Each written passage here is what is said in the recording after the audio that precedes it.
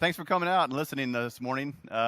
Today I'm going to talk about, or this morning I'm going to talk about GPS GNSS technology update. It's very similar to what I talked about last year, except I want to update you on sort of the newest trends or the newest developments that happen in the GPS and GNSS industry. The great part about this industry is it's very dynamic. It's not just the systems in terms of Galileo, GPS, compass, and such that are changing, but actually receiver technology is changing too. As we talked about just a minute ago, items or receivers are becoming better, faster, cheaper, more efficient altogether. So we'll discuss that today. So by way of background, my name is Eric Gakstatter. I write for GPS World Magazine and a publication called Geospatial Solutions. GPS World Magazine is a premier publication for reporting on GPS issues, but not just GPS, it's also GNSS, Compass, Galileo, GAGAN, all the SBAS systems, IRNSS. So anything related to satellite navigation, GPS World reports on that. Geospatial Solutions is a more geospatial-oriented publication. It's a weekly newsletter that I publish that talks about anything geospatial. So it could be GPS, GNSS, RFID, barcode, anything that sort of helps the geospatial space or enables geospatial folks to collect and process geospatial data. And at the end here, we actually, the magazine is free for anybody. You can receive it digitally, and that's either the magazine and the newsletters, and I've got a slide at the very end with information on how to sign up. So here's sort of the agenda for this morning. I want to talk a bit about the status of GPS and the changes in the last year. GLONASS status and changes, Galileo, some SBAS, there's existing systems plus new systems coming online. L5 signal deployment and benefits, that's a big one for me. And then some GNSS technology trends, and then some GNSS interference concerns. And that'll round us out for about half hour, 45 minutes or so. Please, any questions at all, just raise your hand during the talk, and I'd love to address them and talk about it. That's a great part about this interactive venue.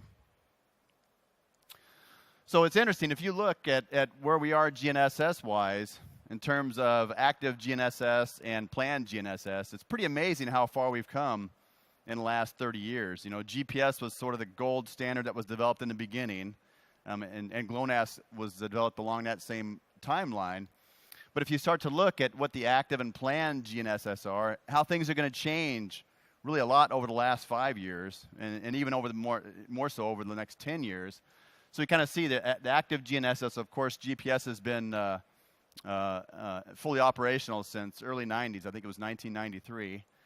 GLONASS is now fully operational as of December 2011 with 24 satellites.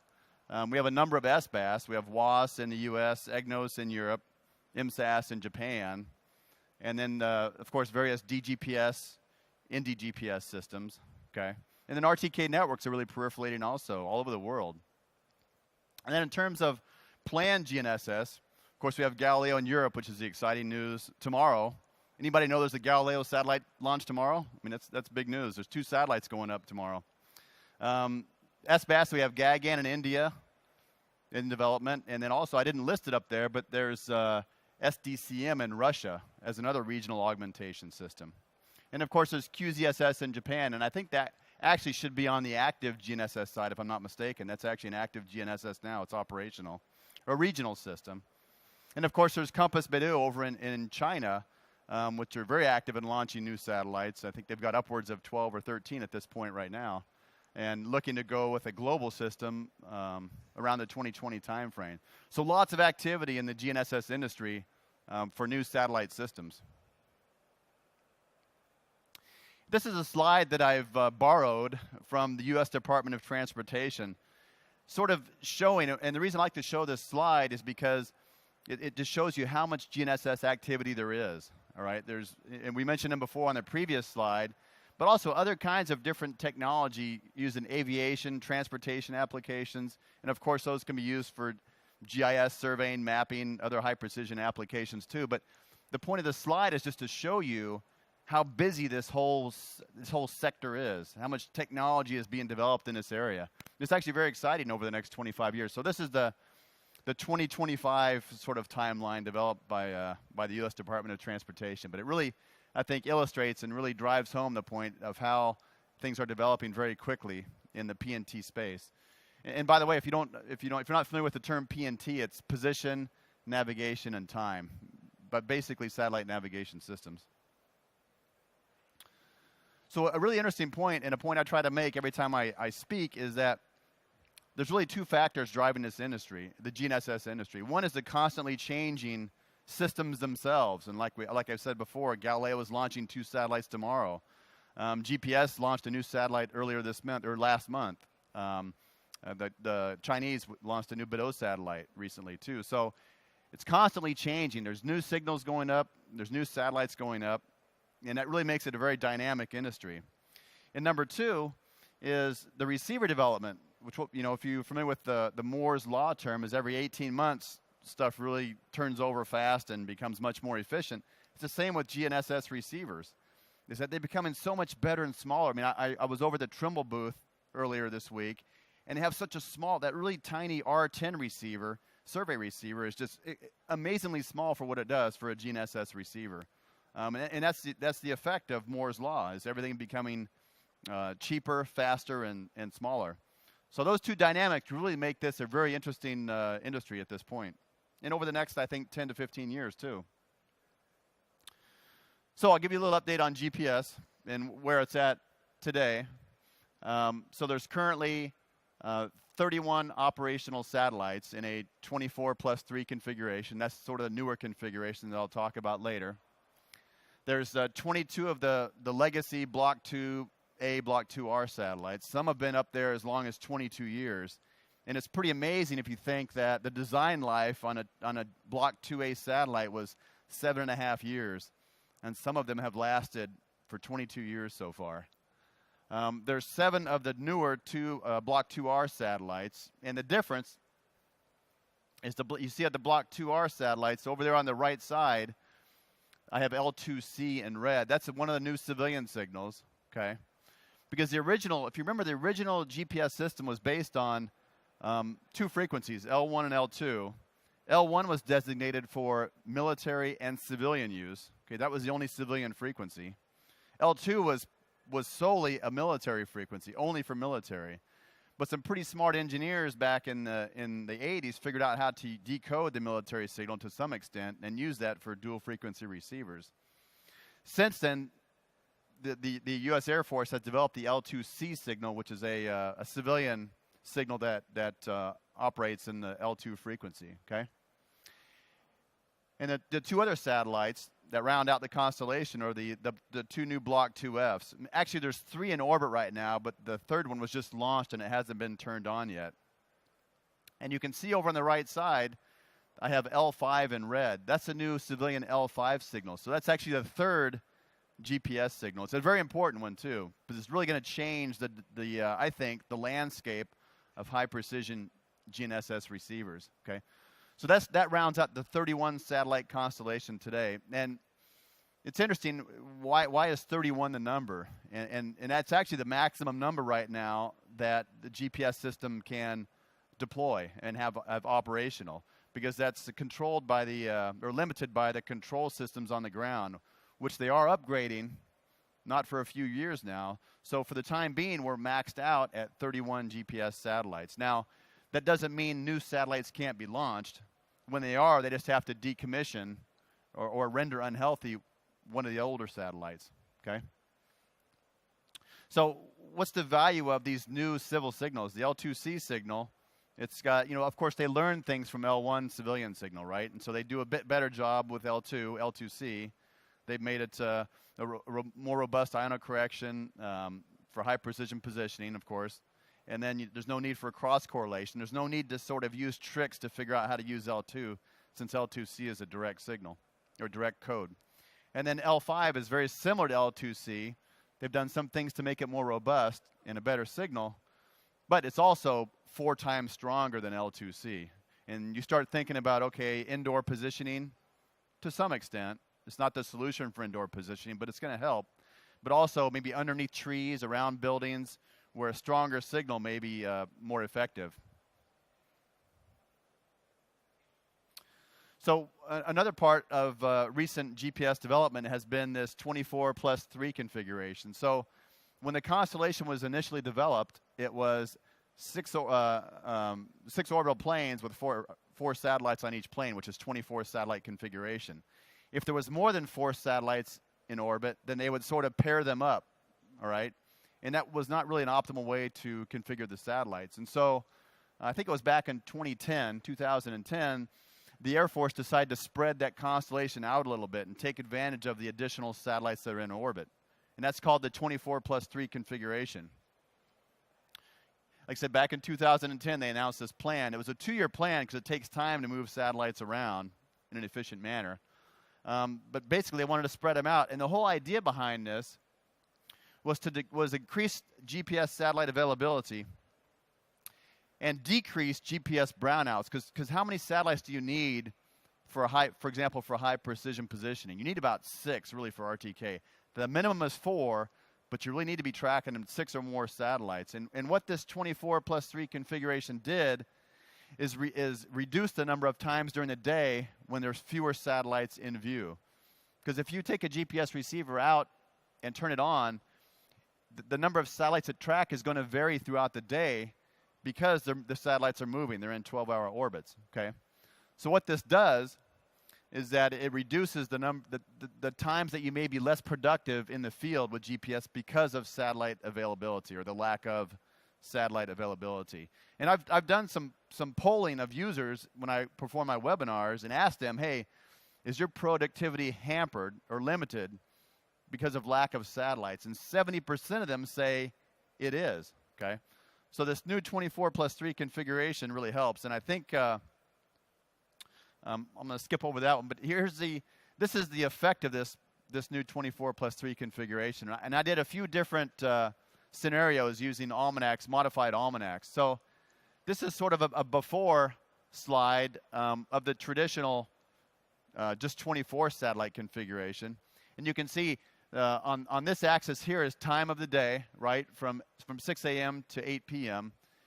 And the other axis is the number of satellites in view, okay? So, of course, we always want as many satellites as we can have.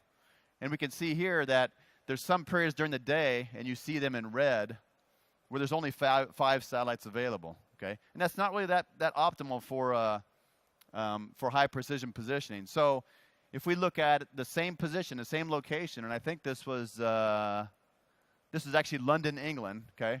If we look at the same one after the 24+3 configuration, you see there's fewer times during the day when there's only 5 or fewer satellites, okay? Again, that's before and after. And that's just, again, this is just a matter of moving the satellites, the GPS satellites around a little bit to get a more optimal configuration. This is the same scenario in a different location. This is in Miami, Florida. You see down at 6 in the morning, there's fewer satellites. And if we look after, you see how that's kind of leveled out now, where there's more consistent view of satellites. All right, so that's that whole configuration. So that started in that 24+3 constellation adjustment started in 2010, and it's now complete. Okay, so if you're a high precision user, surveying, mapping, those sorts of areas, or someone who depends on a lot of satellites in view, then you should be seeing a difference, and it should be better performing than it was a couple of years ago. Okay. So now I'll talk a bit about GLONASS. I mean, GLONASS has been a fantastic system. You know, I'd say probably 10 years ago, nobody was really sure where GLONASS was headed because there was financial instability and political instability in Russia, and they weren't sure if GLONASS was going to be a viable system. And I think at the low point there was only 8 or 9 operational GLONASS satellites, which really didn't help GPS users that much. But that's changed. I mean, the Russians have done a great job of supporting their system, and of developing it and continuing to develop it. Finally, it's became fully operational again for the second time in December last year. Okay, it's got 24 operational satellites, the most since 1997. And it's a valuable augmentation to GPS, and it sort of relates to that GPS 24 plus 3 configuration, in that it's an issue of it helps us in a high precision world of having more satellite observables so we can work throughout the day without having to worry about downtime due to the lack of satellites. And that's really the benefit of GLONASS for GNSS users. You don't see very many GLONASS only receivers out there, okay, on the marketplace. I don't know of any out there. But you see a lot of GPS plus GLONASS receivers on the marketplace in high precision applications. For example, agriculture, surveying, mapping, marine, transportation applications, maritime applications. So it's really, you saw GLONASS being implemented a lot probably 5 or 6 years ago in high precision receivers, but now you're starting to see GLONASS being implemented in even iPhones, right? I think the latest iPhone 5 or even the iPhone 4 has a GPS GLONASS chipset in it. And it's just more satellites. The more satellites you have, the better position you're going to have, especially indoors and in tough environments, okay? And generally speaking, it adds, when you're using GLONASS, it adds 5 to 8 satellites to your solution. So together, you're going to have probably 14, 15, or 16 satellites in view. So GLONASS is really pushing forward with their program. They're modifying their satellites. They're making them better. One of the big differences between GLONASS and GPS was the radio design, okay? So, for example, in the US, we have both CDMA mobile phones and GSM mobile phones. They're two incompatible systems, okay? And that's somewhat like what GLONASS and GPS are. GPS is based on the CDMA radio technology. GLONASS is based on FDMA radio technology. So two different, very different radio designs, and essentially you have basically two receivers into one system if you want a GPS GLONASS receiver. So they're very incompatible in a way, but some really smart engineers have figured out how to design receivers that utilize both of them. But GLONASS is sort of transitioning, they are transitioning to a CDMA radio design, but it takes a long time. The newer models are supporting CDMA, but by the time they replace all the satellites in space, you're probably looking at a 15-year, 20-year time frame to get them completely transitioned. But they are moving that direction. So you are seeing new mapping grade receivers and, again, new consumer grade receivers. In fact, Garmin just came out with a little hockey puck kind of receiver that's $99 in the US, and that's a GPS GLONASS receiver. So you're starting to see GLONASS really hit the mainstream market for GNSS receivers. So now we'll talk about Galileo, Europe's global navigation system. So Galileo has got sort of an interesting history, right? If you talked about Galileo 10 years ago, nobody would believe it's ever going to happen. And it went through quite a bit of struggle in the 2000s. Up until about probably 2007, they were struggling with how to finance Galileo, because GPS is financed by who? It's financed by the US military, right? GLONASS is financed by who? It's financed by the Russian military. Who is Galileo financed by? It's not the EU military.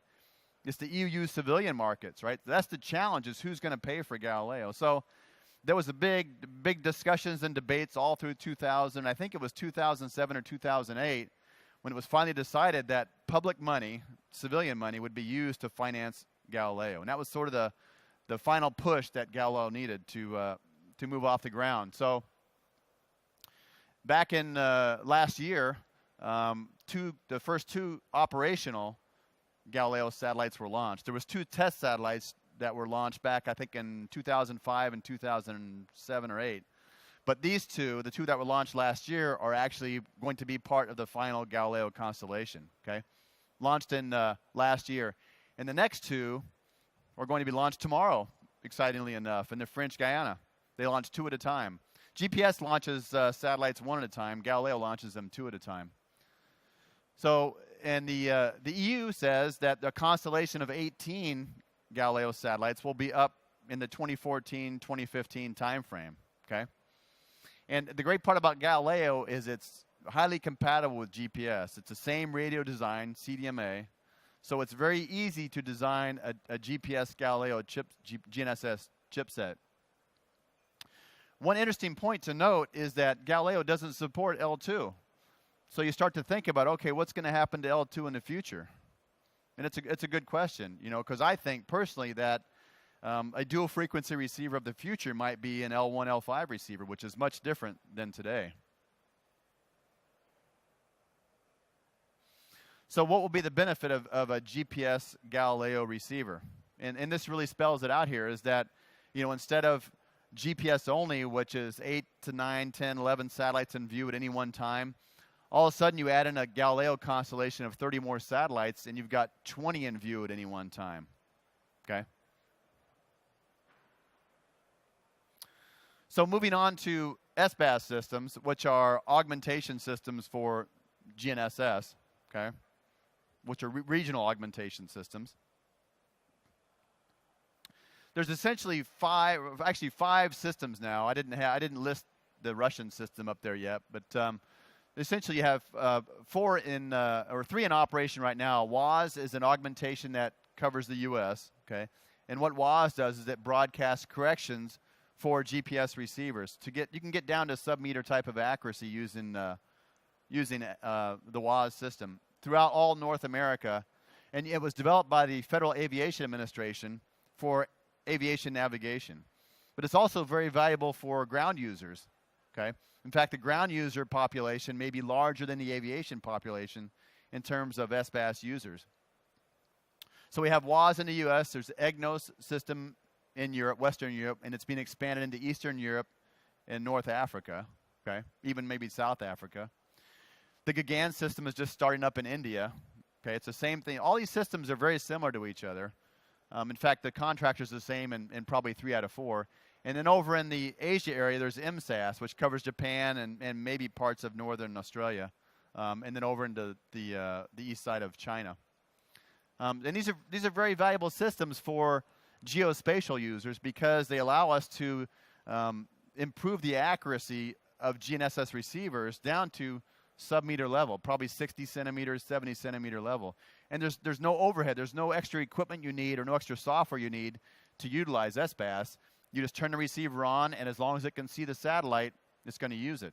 Now, EGNOS has done something a bit different. They also have, in addition to satellite communications for broadcasting a signal, there's actually a ground-based but a internet-based solution called EDOS, which you can receive corrections from the EGNOS system via the internet, which would be a mobile phone or other device fed into your GNSS receiver for ground users. And so you don't have any limitation that you have with the satellite-based systems where, you know, if you're blocked by tunnel or trees or buildings, that sort of thing, it can help overcome that. And the great part about these SBAS systems are they're free. It doesn't cost anybody anything to use them. And your receiver, most receivers today are automatically tuned to receive the SBAS correction. So you just turn it on and it automatically will use it. And with the right receiver, you can get about 60 centimeter accuracy. Okay. Again, designed for aviation, but used widely by geospatial professionals as an accurate source of GNSS corrections. I think I heard in the U.S. there are probably 60,000 users of WAS, and I think there's a lot more on the geospatial side of things that are using SBAS for all sorts of things: surveying, GIS, marine navigation. I've spent time on ships that use WAS for navigating through ports. Now, interesting part about SBAS is it's, at least the ones designed for aviation specifically, is that they're optimized for integrity, because you can imagine for aviation, it's all about integrity. You know, they don't care if it's a half-meter accuracy or a 2-meter accuracy, but they care if that position doesn't have any integrity to it. They need to know if there's an erroneous error or a hazardous misleading error in order to overcome that. So the integrity for these SBAS systems is very high, but you can trade off for accuracy. So, for example, if an airline doesn't care about accuracy as much, for example, 2 meters, but they care a lot about integrity, you design the receiver a certain way. But for ground users where integrity is not so important, for example, surveying and mapping, you can give up some of that integrity and gain accuracy. So it's a balance there, and it really depends on how the receiver is designed. So again, WAS covers North America, EGNOS covers Western Europe and North Africa, but it's expanding into Eastern Europe and further down into Africa. GAGAN covers India and some surrounding areas. I think there's a second GAGAN satellite that was launched very recently in the last maybe a couple of months or so, maybe even a month. But they're starting their initial service. It's not operational yet, but there's a test message that's usable. SDCM, the Russian SBAS system, is in development. Okay, and then there's no SBAS solution yet for Africa, although EGNOS may move down in that area. But Australia and South America, there's no SBAS at all, and no planned SBAS that I know of. I think they're sort of waiting for the L5 signal to be developed. So just some different users of SBAS for ground, for surveying and mapping. Agricultural guidance they're a big user of SBAS corrections. Surveying and mapping users. You can actually use some of the geostationary satellites from SBAS as an additional observable on top of the GPS satellite. So this is a really interesting part of the discussion right now, and this is really going to change. The L5 signal is really going to change a lot over the next few years. It's going to change the whole sort of landscape, I think, of GNSS receivers. So in May of 2010, there's a new area of GPS was I think created with the launch of the first satellite that broadcasts the L5 signal. And so if you remember that slide very early on, we talked about how many signals are there broadcast by GNSS. There's L1, L2, and now there's a third one called L5. Okay, it's a very important one. It was designed specifically, primarily for aviation. Okay, but it's available, of course, to all of us in the high precision space, or anybody actually to use that. So the GPS folks have said that there'll be a full constellation of satellites broadcasting the L1 and L5 signal by about 2020 timeframe. Okay, but the development or the deployment of Europe's Galileo system could speed that up as soon as 2014 or 2015. So 2 or 3 years from now, we might be able to use this new L5 signal, and it really has some significant impacts, I think, on the GNSS industry. Well, what are some of the benefits of L5? Well, one of them is, of course, I talked about it before. It's 4 times stronger than L2C, so you'll be able to get positioning in better or different places than you can today.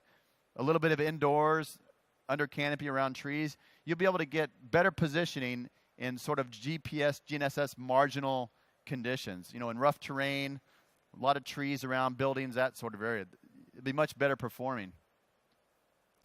And it's also, L5 is located in a highly protected aeronautical band, so there won't be as many interference issues, I hope, because we're going, of course, through this whole light squared subject. If you've heard about that with L1, there's some interference concerns about folks in that space, because that spectrum is sort of pretty crowded right now. L5 is not exposed to that as much. It's not as it's not as exposed.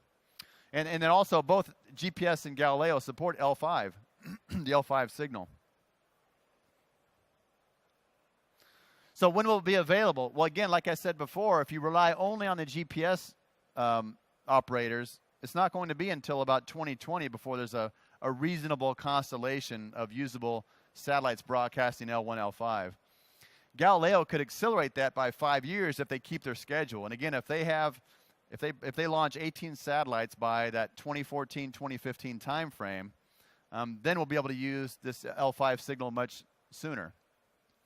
So the current schedule says that GPS is going to launch about 12 satellites broadcasting L1, L5 in the next 3 years or so. And if Galileo has 18 satellites broadcast during that time, you'll have a total of 30. Then you start to have a usable constellation for high precision users, and anybody, in fact. So I did a little bit of analysis on this, and I showed this one last year too, but I think it's very interesting to show it again. So this is showing the number of satellites. Let me back up here. There we go. This is going to show you if in that 2014, 2015 time frame, if you've got the constellation of GPS and Galileo satellites that are planned right now, this is how many satellites there will be in view in that probably 3-year time frame from now. And you can see it's a very usable constellation. Again, we've got, this is by time here from 6 a.m. to 8 p.m. during the day. And this is the number of satellites in view. Remember, it changes because satellites are moving around the sky or in orbit. But you can see that's a very usable constellation. You have anywhere from 5 satellites up to 11 satellites, and that's given a 15-degree elevation mask. So it becomes a very usable constellation if you combine GPS and Galileo together, okay? And then, of course, if you add in some legacy satellites that don't support L5 but still have some benefit, the average satellites in view is even better. Okay, so this sort of is a good transition into the trends. You know, where are receiver design trends heading, and how will L5 maybe affect that? And I sort of make this statement based on this development of this L5 signal. High precision GNSS technology, and I like to make this statement, is going to change significantly more in the next 5 years than it has in the past 5 years. And it's primarily driven by this new L5 signal, okay? And I think it's also going to contribute to this whole crowdsourced data. You know, you've heard about Apple Maps in the last few weeks, right? How much of a problem it is. But you're going to see that this whole crowdsourced data collection scheme is really going to help Apple and Google and everybody else, because we're all going to become little sensors. Each mobile phone is going to be a highly accurate GNSS data collector, and that's going to help populate and increase the accuracy, the reliability of maps in your mobile phones and other devices.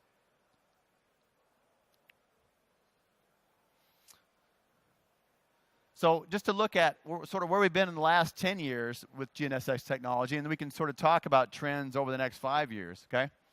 So what have been the significant developments over the past 10 years? Well, in GNSS. Well, SBAS has been a big one, because SBAS really started about 2003 with the U.S. system, and then EGNOS followed on after that. GLONASS matured, because 10 years ago we didn't really know if GLONASS was going to be a viable system, but in fact it has proven to be. So that's been a significant development. RTK networks have really proliferated, so the availability of high precision centimeter accurate positioning has really increased a lot due to RTK network proliferation.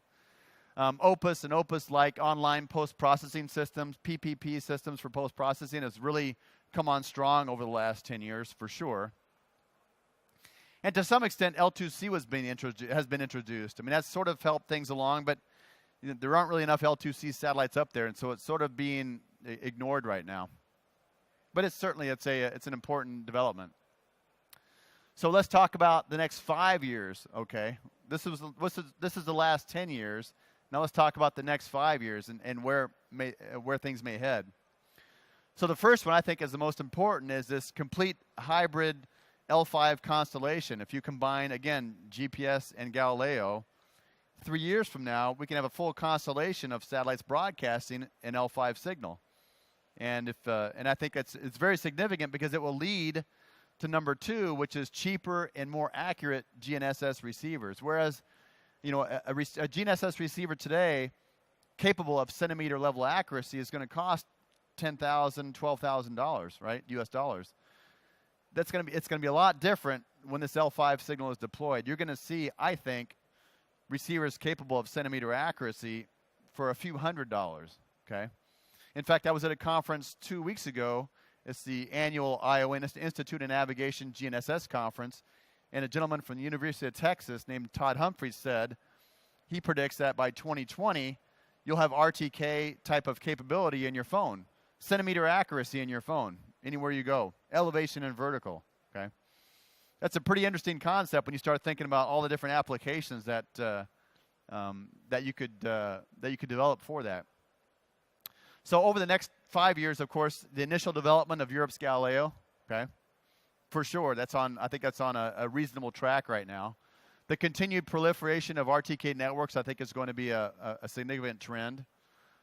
This complete L2C constellation will be a benefit, but I'm not sure it's going to be that significant. Certainly not as significant as L5, okay? And I think also important is the initial deployment of the GLONASS CDMA satellites, okay? They will all contribute to low-cost, high-precision receiver development. It'll be much easier to collect high-precision data for geospatial type of applications and even consumer type applications. So I guess to reemphasize, the new GPS L5 signal, and GNSS I should say, because Galileo supports it also, it will result in very low-cost dual-frequency receivers capable of centimeter accuracy, horizontal and vertical, okay, at a very low cost. And then, as mentioned, the Europe's Galileo system could accelerate that full L5 constellation, and I believe it will. So what is going to be the result of this? You know, maybe for surveyors and geospatial professionals, is that the value of high precision data is going to reduce substantially, because if you put very inexpensive tools in the hands of a lot of people that can collect high precision data, the value of that data is going to decrease. And so people will be able to perform their own tasks that maybe they had to hire a surveyor to perform today, okay? The skill and time required to collect high accuracy data will fall substantially. So it will be a more ubiquitous type of technology, making high precision data collection available to almost anybody, okay? Manpower requirements will shrink as productivity will increase, certainly. So you're going to spend less on people and maybe more on equipment, or invest more on in receiver technology. And projects will be completed more quickly, okay? So if we look at sort of the evolution, and this is just an example I came up with, the cost of equipment to record, let's say, a utility pole at sub-meter accuracy, okay? What was the cost 10 years ago in the year 2000? You needed to have a $10,000 GPS receiver and $2,000 of post-processing software, and it took days of training just to be able to be proficient to go map utility poles at the sub-meter level, okay? Year 2010, now you can do it for a couple of $1,000 receiver with only hours of training, so it became much more easier task with cheaper equipment. So what's it going to be by year 2020? You know, it may only be a $100 receiver, or it could be a mobile phone to go collect data on a utility pole that's highly accurate, okay? That's certainly the trend. And it may be even sooner than the year 2020. It might be the year 2015 or 2016. So you can see that the radical change over that 15 or 20 year time frame. Okay? So I think over the next 10 years, even over the next 5 years, I mean, GIS is really a data-hungry technology, because we can create, and the vendors can create all this great GIS software to process the data. But to me, that's like the engine. And what does the engine need? It needs fuel. Data is the fuel for GIS. And so I think the high-precision GNSS technology over the next 10 years, or even the next 5 years, is going to be that one of the major sources of fuel for the GIS engine, okay? Machine control is going to continue to grow, 23% probably over the next 3 years. Crowdsourced data using mobile phones is going to explode, I think, because right now the accuracy of a mobile phone, the GNSS accuracy of a mobile phone is pretty rough. I mean, if you've used it for navigating, it can be pretty bad sometimes, right? But I think you're going to see that increase, the accuracy increase substantially over the next few years. And of course, at the ESRI conference, Jack Dangerman talks about that, how GIS technology used to be only for a few scientists, maybe thousands of scientists throughout the year or throughout the world. But that's sort of increasing, and now I think ESRI has 300,000 users, and they're starting now to introduce technology, for example, maps for Office, that will allow just the average user to spatially enable, Microsoft Excel applications and those types of things. And this is another example of crowdsourced data. Is if you own anybody own a TomTom or used one before? If you use a TomTom, TomTom's interesting, and they're not the only one, but they actually collect data as you're driving around, okay? And they actually use all the data that are collected by their user base to create data sets that they sell back to municipalities and planning departments for analyzing traffic patterns and other types of trends. And so it's amazing that this is the whole crowdsourced concept that I've been talking about, is how it's being used today. And imagine if you extrapolated that to mobile phone technology, where there's hundreds of millions of users, the amount of data that's going to be created, spatial data, is really amazing to think about. So just some trends from a surveying and mapping standpoint. So we're trending from measurement skills to management and data analysis skills. Because before, it's been, if you wanted to, let's say, for example, have data collected on a wetland site at high accuracy, let's say centimeter level, you had to contract with a surveyor or some specialist who had expensive equipment who could perform that task. That's going to change because that equipment is going to be so much more available and so much more affordable that the data collection part of it will be done by almost anybody. Okay, so we're trending from measurement skills to actually data management. How do you manage all that crowdsourced data and other data collected by folks? And we're trending from relying on one's own geographic data that we collect to bringing in other crowdsourced data. I mean, that's going to be a huge job, is to integrate different data sets from different sources. Tremendous opportunity. And so, of course, we're trending towards huge volumes of more precise and feature-rich geographic data. So some of the GNSS concerns are, of course, interference. GNSS is a very weak signal. I mean, if you think about it, the satellites are 20,000 kilometers in space, and they broadcast at about 50 watts. That's much less than any radio station, okay? So it's a very weak signal.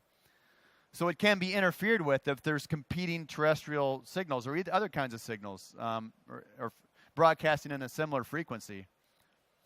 So there's a higher demand for radio spectrum these days, and we've sort of seen this with this light squared situation in the US, where a mobile phone company wants to deploy a terrestrial system that operates in a frequency adjacent to GPS, and there's some pretty serious interference concerns.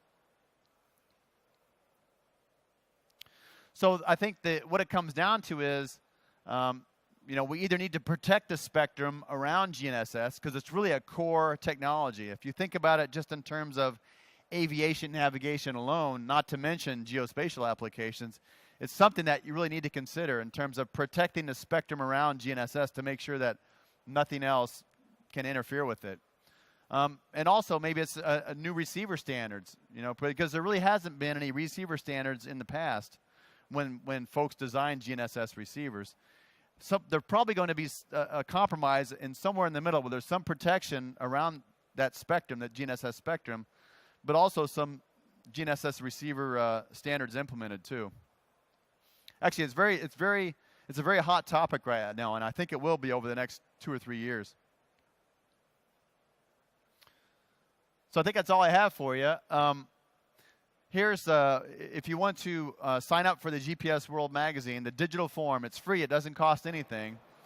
There's a printed version, so if you go to gpsworld.com, subscribe, MAG, you can sign up to receive the magazine in your email inbox. If you want to receive my newsletters, you can sign up at gpsworld.com/newsletters, and you can pick my Survey Scene newsletter. There's a Navigate News Weekly. There's a whole series of vertical markets that you can sign up for their newsletters, and all free of charge and delivered to your email inbox. Any questions at all? I went through a lot of stuff. If you want to copy the presentation, just hand me your name card and I'll email it to you. And I'll probably have it posted on the GPS World website too. Thank you very much for listening.